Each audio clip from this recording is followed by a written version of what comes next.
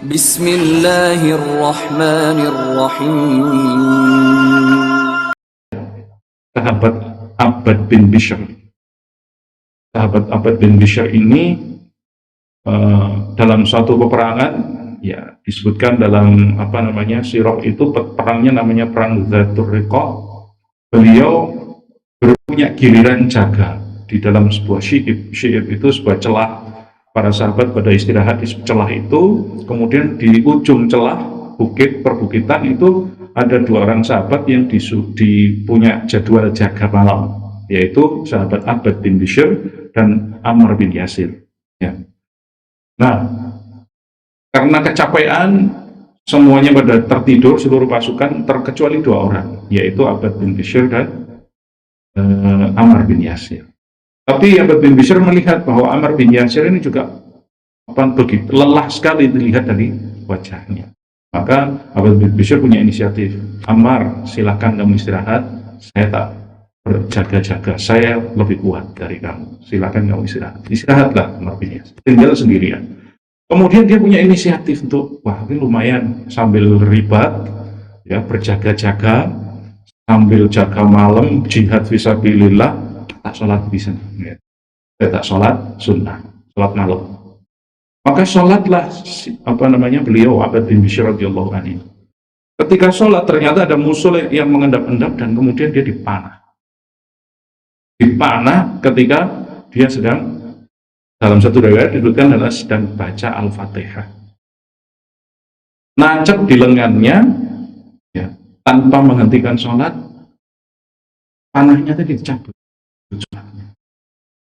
Panah lagi, cabut, sholat lagi. Sampai yang ketiga, karena darahnya sudah bercucuran, dalam hati, andai kata, ya, aku tidak mengkhawatirkan bahaya yang mengintai untuk seluruh kaum muslimin yang sedang istirahat saat itu, aku tidak akan batalkan sholat dan lebih memilih mati. Karena dia bilang gitu, tapi ketika itu siang ketiga, kemudian akhirnya membangunkan bin Yasir dan yang mengendap musuh yang mengendap tadi. Masya Allah ya, dari begitu sahabat itu kok tidak merasakan sakit. Ya mungkin merasakan sakit, tapi dengan ketenangannya ketika sholat, sakit itu teralihkan atau bahkan terminimalisir. Nah ini yang sekarang kita akan bedah secara saintifik. Betapa Rasulullah berkali-kali menyampaikan ketenangan. Sholat itu sumber ketenangan. Sholat itu permata hati yang membuat hati menjadi nyaman, bahagia.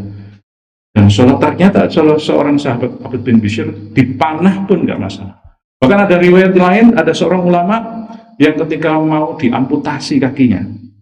Amputasi zaman dulu nggak ada obat bius, nggak ada spesialis anestesi. Jadi zaman dulu harus minum homer supaya mabuk. Ketika mabuk baru kakinya diamputasi supaya dia tidak merasakan sakit. Tapi ulama ini nggak mau, sudah kayak nggak mau mabuk. Tunggu saya tak sholat.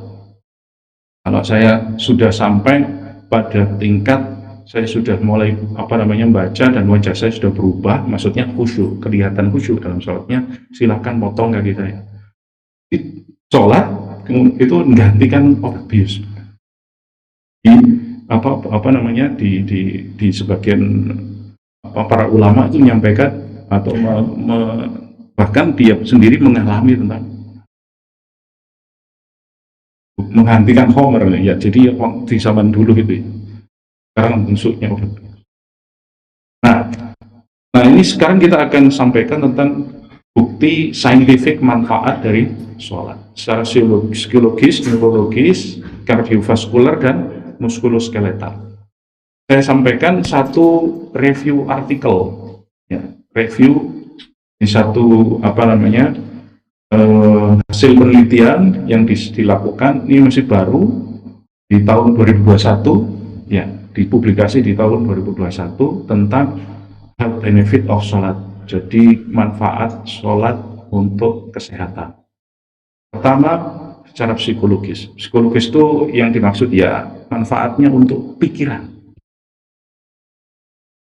Gampangannya psikologis itu berarti pikiran. Dunia modern ini dipenuhi orang-orang yang cemas, depresi, tertekan, kakean utang soalnya. Kakean utang, kakean cicilan, jadi depresi. Ya, banyak. Gitu ya. Dan ini memperburuk kondisi kesehatan. Karena cemas, depresi, tertekan, itu banyak mengeluarkan hormon namanya adrenalin dan noradrenalin. Kedua hormon ini membuat kerja sel jadi berat. Karena berat, sel jadi cepat stres. Kalau sel stres, maka sel cepat mengalami penuaan dan kematian dini. Kalau sel cepat mengalami penuaan dan kematian dini, maka organ tubuh kita, ya jantung, ya paru, ya segala macam organ yang ada dalam tubuh kita pun mengalami penurunan fungsi. Nah, kemudian ada survei dilakukan penelitian ini, ya berarti tahun sekitar ya masih tahun 2020-2019 lah. 60 laki-laki dewasa di rumah sakit Brigham di Inggris, usia 18-25 tahun, yang muslim. Jadi Inggris itu populasi muslimnya luar biasa besar sekarang ya. Bahkan ada yang menyampaikan 8 dari 10 kelahiran di satu kota di Inggris itu muslim. Bahkan nama yang paling populer di beberapa kota di Inggris adalah Muhammad dan Ahmad. Inggris ini, jadi luar biasa, Masya Allah. Nah, di survei 60 laki-laki ini, dan ternyata sholat telah mengurangi depresi dan stresnya, serta meningkatkan kenyamanan dan harapan. Rasa nyaman, dan dia menjadi orang yang penuh optimis dalam menghadapi kehidupan, karena punya harapan. Lanjut, ya saya mohon maaf, tidak sempat saya terjemah ya, tapi saya sampaikan saja di sini. Ini juga survei 30 laki-laki muslim, menginvestigasi, melihat, meneliti dari efek sholat muslim terhadap gelombang otak, karena pemikiran itu mempengaruhi gelombang otak. Ada alat untuk mengukur gelombang otak namanya EEG, elektroencephalography, ya. Dan autonomic nervous activity, ya, jadi aktivitas saraf otonom. Dan disebutkan di sini bahwa orang yang sholat dibandingkan orang yang nggak sholat, atau sholat tapi tidak rutin, artinya bolong-bolong sholatnya, ya, itu berbeda. Orang yang sholatnya rutin, orang yang kalau kita muslim kan sholatnya 5 kali, ya, dalam minimal 5 kali dalam satu hari, itu telah, ya, an increase in encephalogram occipital and parietal RPA during sholat suggests that prayer produce positive thing in brain function and human well-being. Jadi sholat tadi telah menunjukkan perubahan pada alat elektroencephalograph tadi, yang menunjukkan bahwa gelombang otaknya mengalami kestabilan. Ya. Pertama, perubahan tersebut terkait dengan saraf parasimpatik, ya, yaitu peningkatan aktivitas saraf parasimpatik dan penurunan aktivitas saraf simpatik. Jadi kita itu gampangannya punya 2 jenis persyarafan. Otak kita namanya central nervous system, pusat persyarafan. Kemudian di dalam tubuh kita ini jalan 2 model parasimpatik dan saraf simpatik. Saraf simpatik ini cenderungan kalau sering dipakai orangnya stres, gampang stres. Tapi kalau saraf parasimpatik yang digunakan, maka yang terjadi adalah ketenangan. Ternyata orang yang rutin sholat, ya, maka dirinya akan lebih banyak mengaktifkan saraf parasimpatik. Saraf parasimpatik ini berarti kaitannya dengan kestabilan tubuh. Karena saraf-saraf parasimpatik ini menjadikan tubuh kembali menjadi normal. Jadi kita itu misalnya ada ada peristiwa yang membuat kita jadi tegang, itu yang main saraf simpatik. Kemudian selesai, nggak tegang lagi, itu saraf parasimpatik. Nah, ternyata dengan melakukan sholat, ya, minimal 5 kali dalam sehari tadi, itu menjadi peranan parasimpatik lebih luar biasa. Lanjut. Kemudian di sini disebutkan bahwa ya sama tadi ya, jadi mengaktifkan saraf parasimpatik dan menurunkan aktivitas saraf simpatik. Ini menunjukkan bahwa sholat ya, adalah bentuk pemfokusan. Jadi kalau orang sana itu, kalau orang Buddha ya, orang non Muslim itu banyak mereka kenalnya adalah meditasi. Padahal Islam punya cara ya yang lebih bagus, yaitu dengan sholat. Gitu, kan? Maka ini pakai bahasa itu ya. Ini penulisnya orang dokter dari Saudi Arabia. Ini menurunkan kecemasan dan meningkatkan ketenangan. Nah, didekati di sini belum sinar. Jadi di dalam otak kita itu ada 3 macam gelombang alfa, beta, dan gamma. Jadi gelombang alfa meningkat untuk mengaktifkan saraf parasimpatik yang menunjukkan bentuk atau keadaan relaksasi. Kemudian gelombang yang lain di dalam sholat. Nah ini tuh ini ada pelajaran lagi. Jadi orang yang sholatnya betul-betul dihayati, jadi disebutkan di sini. Dihayati artinya orangnya sholatnya khusyuk, faham dengan apa yang dibaca. Itu efeknya lebih bagus dibandingkan yang sholat nggak ngerti bacaan atau bahkan tidak baca sama sekali. Disebutkan di sini ada seorang peneliti meneliti tentang perbedaan gelombang gamma dengan alat tadi. Orang yang sholat betulan, actual and mimik sholat. Dari mimik itu pura-pura sholat. Gitu.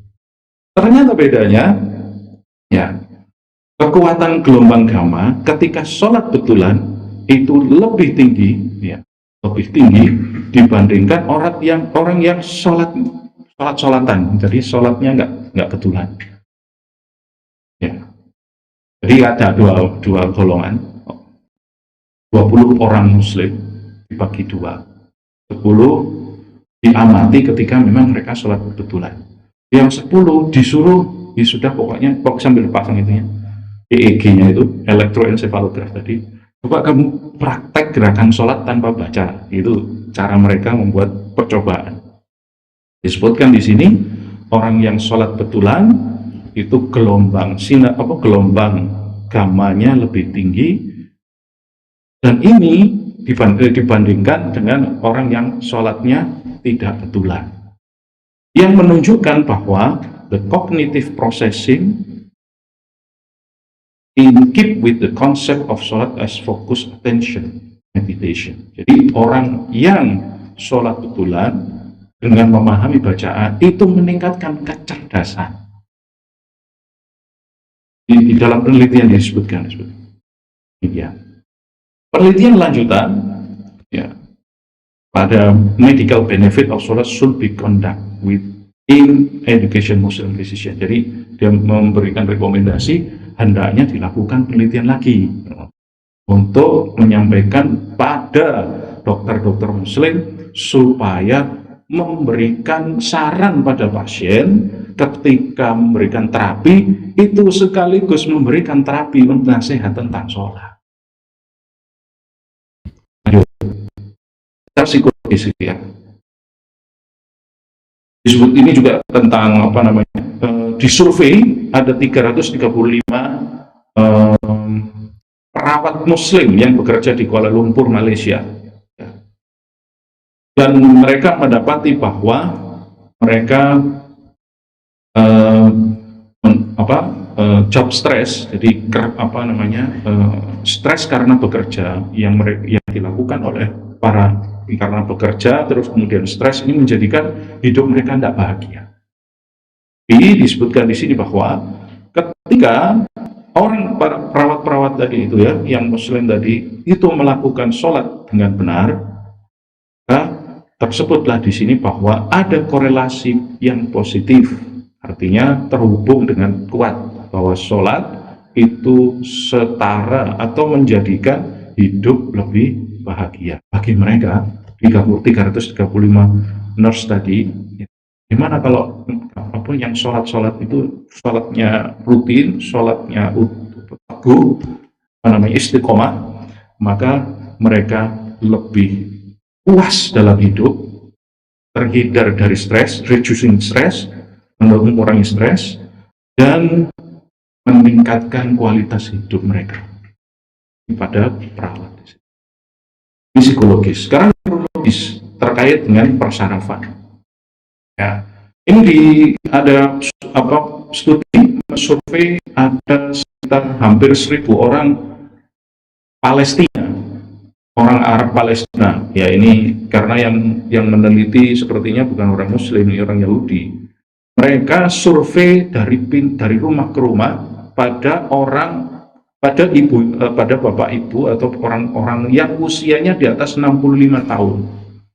Mereka mensurvei, orang sepuh-sepuh disurvei, ditanya, ya, tanya satu-satu, examining, mereka mengecek, mencoba mempelajari hubungan antara selama waktu sholat per bulan, ketika mereka sudah memasuki waktu senja itu di sini usianya manula begitu, dan cognitive function, dan fungsi dari otaknya. Karena kalau sudah sepuh itu kan biasa kita tahu ada orang pikun, gitu kan, ada orang Alzheimer, ya, dan seterusnya. Nah, ternyata di sini subhanallah, dari hampir 1.935 orang tadi, ya, 87% itu 87% aja, sebagian besar yang mereka tetap istiqomah di usia senjanya dengan sholat, ya, dengan waktu yang mencukupi, ya, artinya mereka sholatnya nggak buru-buru, maka mereka menjadi orang yang normal, nggak kena Parkinson, Alzheimer, pikunan, dan seterusnya. Masya Allah, luar biasa. Nah, ini juga ada penelitian. Nah, ada kalau fisioterapi, ya, fisioterapi itu ada namanya balance master. Jadi alat ukur keseimbangan. Nah, yang membuat tubuh kita seimbang itu kan karena ada sistem persarafan di pusat ini yang membuat tubuh kita jadi bisa menapak dengan tegak, bisa berjalan dengan lurus. Ketika disuruh merem, kemudian jalan lurus, bisa tetap lurus, itu berarti orangnya seimbang. Balance master. Ini dicek di 60 orang laki-laki, ya, yang sholatnya istiqomah regularly with non-practicing individual. Jadi orang yang nggak bersalat, entah ini orang kafir lah mungkin gitu, ya, atau orang yang memang muslim tapi sholatnya jarang-jarang, ini dipisah. Kemudian dicek dua-duanya ini dengan balance master, dengan alat ukur keseimbangan, dan subhanallah, ya, they found that individual who perform salat regularly had significantly superior dynamic balance. Jadi dynamic balance-nya itu superior, unggul, luar biasa. Orang yang istiqomah dalam ini neurologis tentang persyarafan, ya. Jadi udah manfaat tentang pikiran, manfaat untuk syaraf, ini tentang kardiovaskular yang kaitannya dengan pembuluh darah, darah tinggi, jantung, dan sebagainya, ya. Jadi disebutkanlah di sini, penelitian itu menyampaikan physical movement, pergerakan fisik ketika sholat dengan diulang-ulang, ya. Jadi kita kan sholat berdiri, rukuk, sujud, duduk di antara dua sujud, rujud, berdiri, dan seterusnya, itu kan kita mengulang-ulang gerakan dengan santai, dengan ritme yang teratur. Itu ternyata membantu, yang pertama, menghindari terjadinya pecah pembuluh darah. Kemudian yang kedua, termasuk juga varises, gitu, ya. Kemudian tentang ini terhadap tekanan darah. Orang yang sholat dengan gerakan-gerakan yang sempurna itu dibandingkan, ya, dengan gerakan yang sempurna dan dengan bacaan yang sempurna, ya, artinya bacaannya juga bacaan dalam sholat ya dibaca baca Al-Fatihah, baca surat, rukuk dan seterusnya itu baca, dan orang yang pura-pura sholat. Ternyata ada perbedaan blood pressure, tekanan darah antara orang yang betul-betul sholat dengan baik dengan orang yang pura-pura sholat. Blood pressure-nya lebih rendah bagi orang yang betul-betul sholat dengan tekanan darahnya. Ini menurunkan tekanan darah tinggi. Lanjut, yaitu manfaat untuk muskuloskeletal. Ini saya cepatkan karena subuh kita agak siang dan sebentar lagi kan siap-siap sekolah. Jadi supaya dapat banyak manfaatnya tetap dapat, persiapan untuk agenda pagi juga dapat, kita laksanakan nggak terlalu lama, yang penting dapat poin.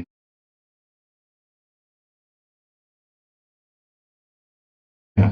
Manfaat muskuloskeletal, manfaat muskulus itu otot, skeletal itu artinya tulang. Jadi supaya tulangnya kuat, ototnya kuat, ternyata sholat itu sangat korelatif. Jadi orang yang sholat, ini bahkan disampaikan di sini, nah ini bahkan dihitung ya, selama hidup itu kita telah bisa melakukan 1.927 kali gerakan, dan gerak yang sejumlah itu ya, kalau kita belajar binaraga ya Pak Yudi, fitness ya Pak Yudi ya, kalau gerakan diulang-ulang dalam jangka tertentu itu mesti manfaat buat tubuh. Dan sholat kita kalau lifetime itu seumur hidup itu rata-rata sekitar itu. Anggap saja umurnya 90 tahun dan dimulai dihitung sejak balik. Sekian juta kali kita mengulang-ulang gerakan. Dan itu manfaatnya luar biasa. Di antaranya ini contoh.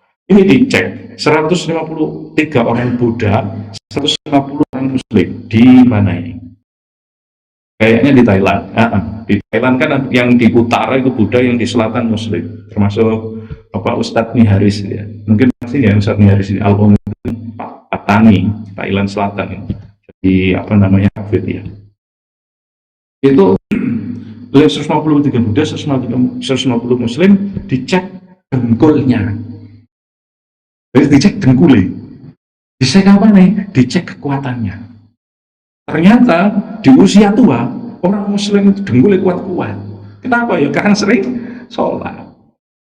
Bahkan mereka terhindar dari osteoartritis. Osteoartritis itu osteoartritis itu kalau kita gampangannya kayak penyakit apa ya namanya? Rematik. Penyakit terkait dengan persendian. Jadi itu terkait dengan manfaat-manfaat dalam terakhir. Ini untuk wanti-wanti kita bersama para jamaah rahimakumullah tentang hadis Nabi. Ini hadis yang populer ya, innamal a'malu binniyat wa innamal likulli imri'in ma nawa. Faman kanat hijratuhu ila Allahi wa rasulih fa hijratuhu ila Allahi wa rasulih. Wa man kanat hijratuhu lidunya yusibuha wa imra'atin yankihuha fa hijratuhu ila ma hajara ilaih. Terkait sholat, niatannya tetap harus karena Allah, mencari ridho Allah, bukan untuk senam tadi ya, bukan untuk dapat bebas osteoartritis, supaya bebas tekanan darah tinggi, supaya bebas. Tidak. Niat kita tetap limardotillah. Kok dinio dalam bahasa Jawa, oleh manfaat atau khasiat-khasiat tadi itu bonus dari Allah, tapi itu bukan tujuan kita. Kenapa demikian? Karena kita oleh Allah dan Rasulnya diminta untuk ilallahi wa rasul, hijratuhu ilallahi wa rasul.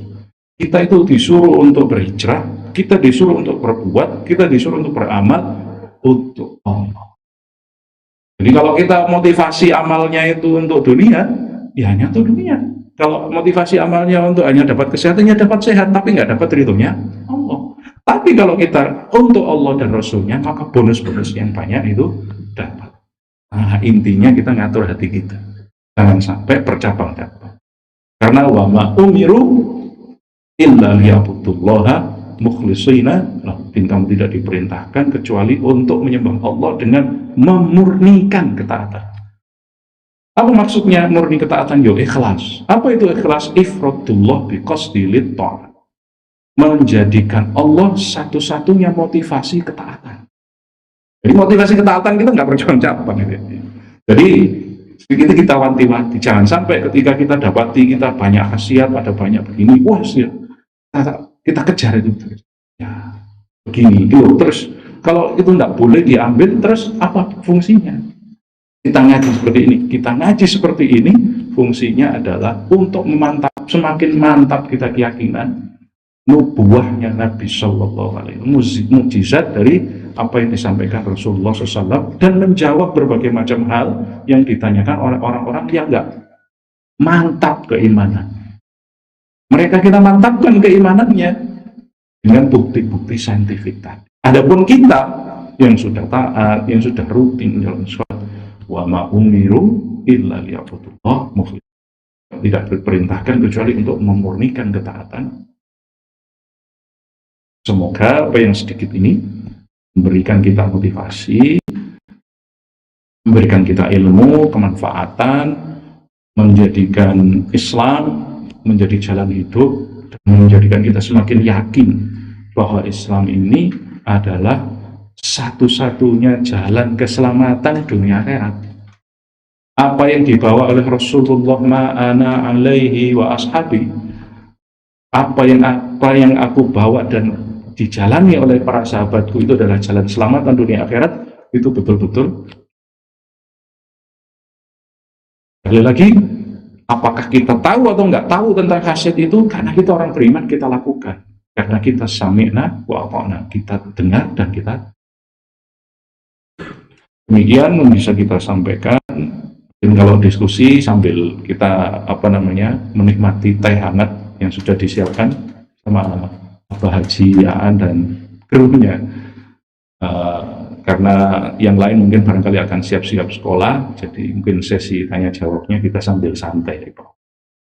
Begitu yang bisa kita sampaikan. Semoga Allah Subhanahu wa Ta'ala menerima amal soleh kita, berikan kita kekuatan lahir batin untuk senantiasa istiqomah dalam menjalankan sunnah-sunnah Nabi.